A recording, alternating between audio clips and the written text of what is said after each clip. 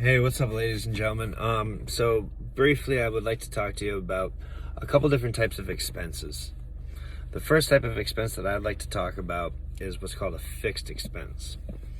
All right, now keep in mind there's only two types. So the fixed expense is the bill that you're going to run into every single month, whether it be your car payment, your insurance payment, your rent, any type of reoccurring credit card bill that comes up, or maybe even a student loan. Those are to be expected every single month. That is something that you ought to be budgeting for no matter what.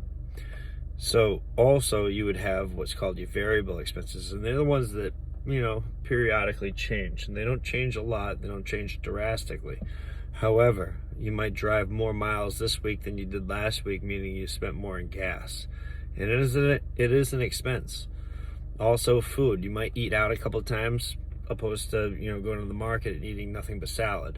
So the difference between those might be $5 and $13. So it's a variable expense. Now, with those two things, and us having talked about the 50, 30, 20 rule, that should be your 50. All right, that's your 50 expense. Those are your expenses, and they should be bunched together.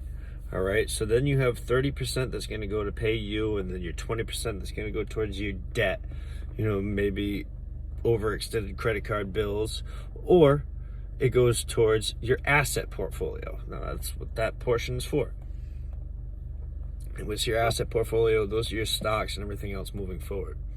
Now, a lot of you have actually gone out and screwed yourself so bad that the only way out of the position that you're in to be able to move forward, because you might say, Arthur, I've been doing and figuring out what my variable and my fixed expenses were. I planned for them accordingly. I set aside some money for myself, and I still don't have any money at the end of the week.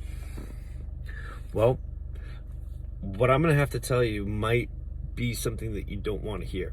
Tough shit. All right. What you have to do at this point is start grouping your variable expenses with your fixed expense.